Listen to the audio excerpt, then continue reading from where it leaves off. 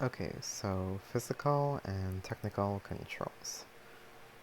So firstly, what we want to look at is facility control requirements, and our first subsection would be guards or security guards. So they are mainly responsible for perimeter control, such as surveillance and defense. Um, the reason why most organizations use security guards is that they can make decisive decisions under changing circumstances that some automated systems cannot do. So they're best at focusing on personnel safety, such as maintaining order in a crisis, crowd control, and evacuation procedures. And some of the main drawbacks of using security guards would be their availability, how reliable they are, how much training they've done, and the cost to hire them.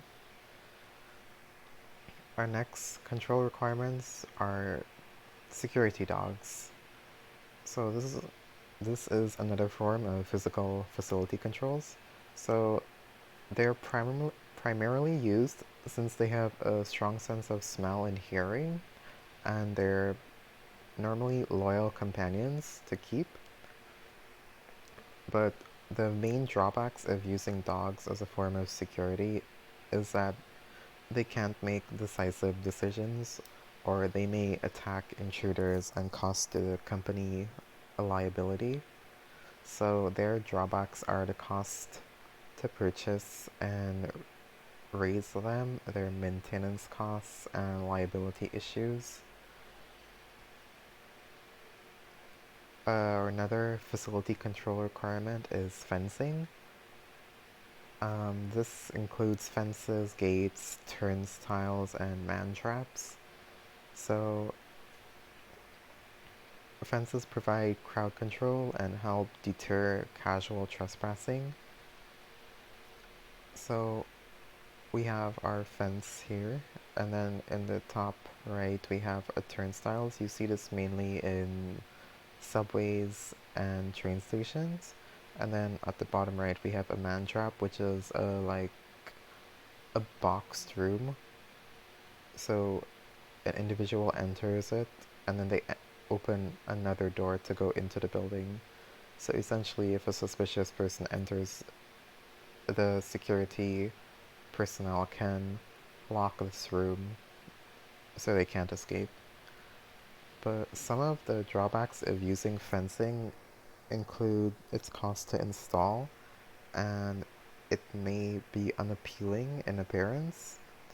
And if an intruder is really determined to break into a compound or facility, they can easily cut the fence and enter. Our next area is lighting. So lighting is another form of perimeter protection. So widespread outdoor lighting discourages intruders during the night and should be utilized around critical buildings such as warehouses and uh, data servers. So on the right we have some examples. So we have street lights. So these are like mainly used to illuminate parking lots and streets. Frontal lights and floodlights are used when you want to illuminate a wide area in one direction, and searchlights are used for long-range spotlighting. Our next area is locks, and these come in two forms: preset locks and programmable locks. So preset locks are regular door locks and padlocks, such as what you would find on a door in your room or a door to a classroom. So the combination to unlock preset locks cannot be changed unless you physically alter the internal mechanisms. that the key moves to unlock the lock. And next we have programmable locks, which can be either mechanical or electronic. So a mechanical one would be this combination padlock, whereas an electronic one would be this digital keypad. So it requires a user to enter a specific combination to unlock it, and they tend to be more secure since the combination can be changed periodically. Our next area we want to look at is closed circuit television. So visual surveillance is used to record events for future analysis or prosecution. So these systems allow or enhance a security guard's monitoring ability by allowing them to overlook multiple areas remotely. And so they're best used to make large areas manageable for a single person. So they're used best in large organizations or compounds. Next, we move on to facility access control devices, and our first one is security access cards. So these come in two formats: photo image cards, which is a dumb card, and digital coded cards, which are normally referred to as a smart card. So our photo image cards are simple identification cards with a photo of the holder for identification, such as a driver's license, a passport, or an ID card. So these cards do not normally have any security enhancing features, and they normally need to be checked by security personnel to verify that the user or holder is who they say they are. Digital coded cards or smart cards, these cards contain magnetic strips or chips which can be encoded with personal information and access rights.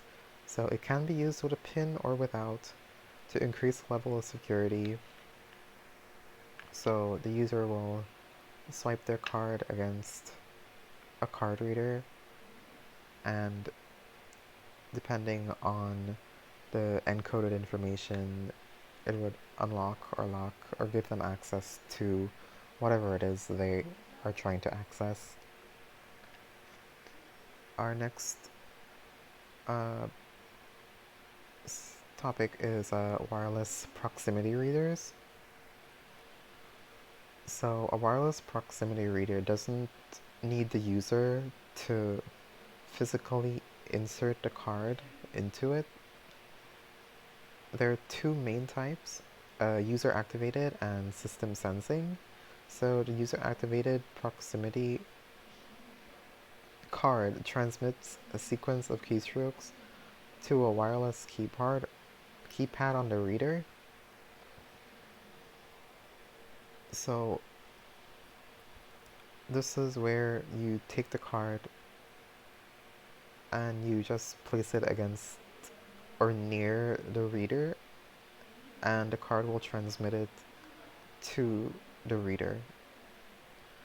In the system sensing proximity card, the reader will sense the card in the general area, so it can be in your pocket, and depending on how the card and the reader are designed, it will unlock the door. So this design comes in three formats: passive devices, field-powered devices, and transponder devices.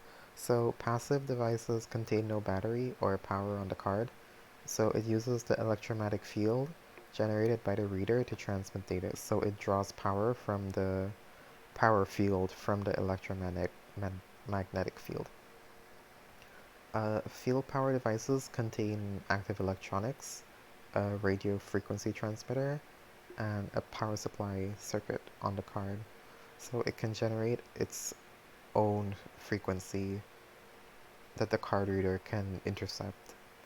And transponders have the card and reader each contain a receiver transmitter active electronics, and a battery. So the reader transmits an interrogating signal to the card, which in turn causes the card to transmit an access code, which would then unlock or give access to the user. Next, we have some forms of biometrics. So biometrics are physiological or behavioral traits that individuals possess.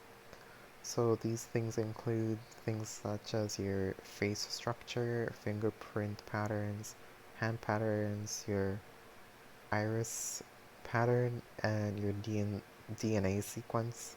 And some of the behavioral ones would be things such as your keystroke or how you type or the patterns you type in, your signature, and your voice. So in this area, we would use things such as facial recognition, fingerprint readers, iris scanners, and voice recognition software and hardware to secure areas of classified or restricted access.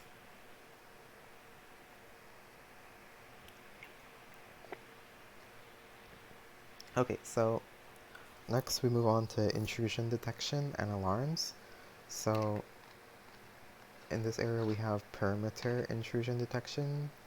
So we have photoelectric sensors and dry contact switches. So photoelectric sensors are,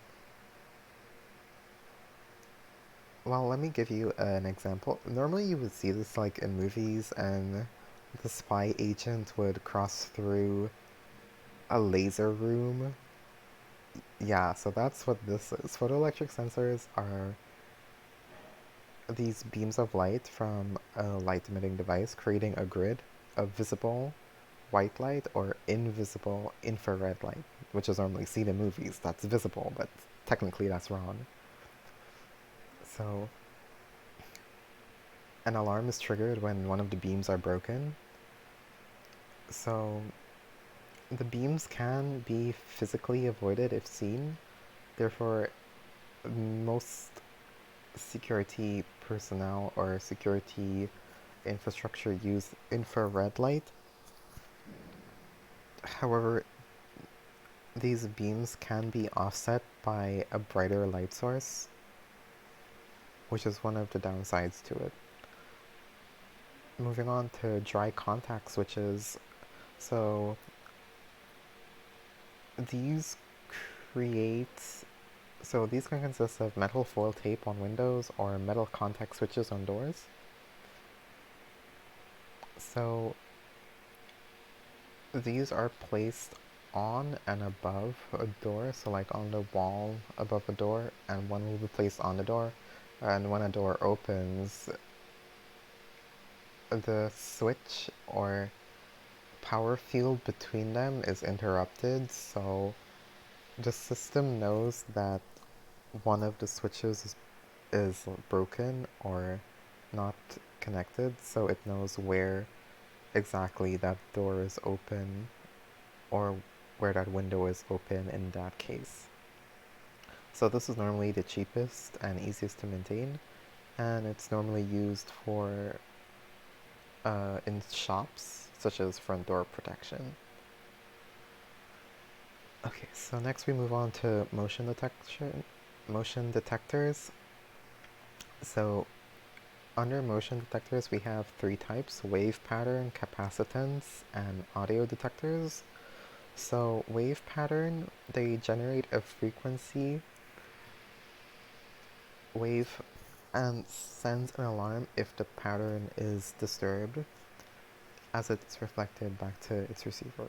So wave pattern can penetrate walls, and this is good since if it can be set up in a corridor to monitor rooms on both sides.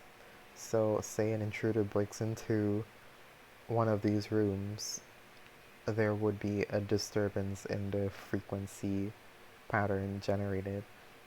and it can trigger an alarm. Next is capacitance. So this creates and monitors an electrical field surrounding an object being monitored.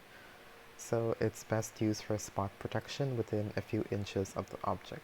So this is mainly used on items of high value, such as in a safe or in jewelry shops to protect their precious, coveted items. Audio detectors. So these monitor a room for any abnormal sound wave generation.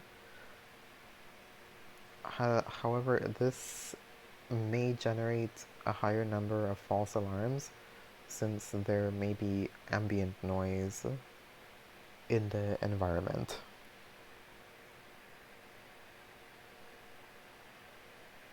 Okay, so next we move on to alarm systems.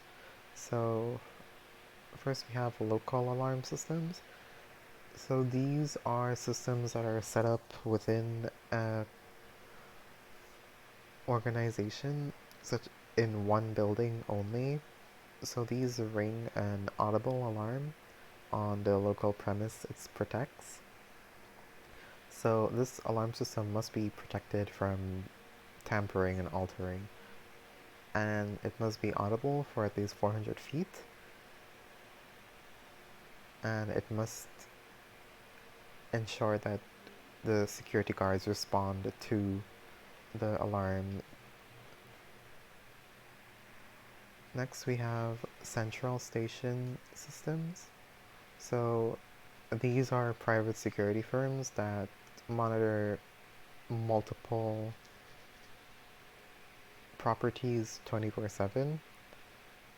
So any detections and intrusions and alarms are signaled to them over leased lines, and they offer many additional features such as closed circuit television monitoring and printed reports, and normally they are situated less than 10 minutes away from the customer's premises.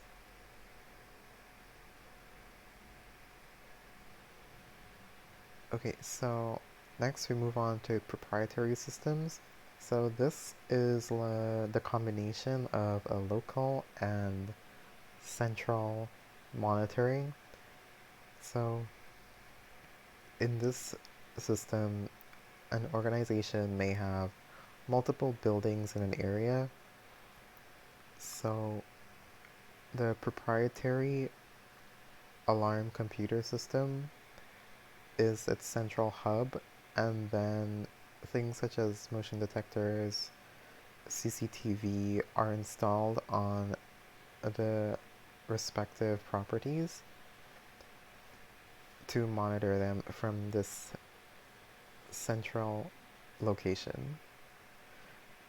And another thing with this is that the organization may choose to keep a direct connection to the police or fire department in the case that an alarm does go off.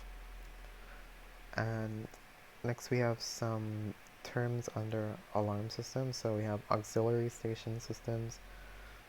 So these are like secondary alarms that ring at the local fire or police station. So most central systems include this feature, which requires permission from the local authorities before implementation.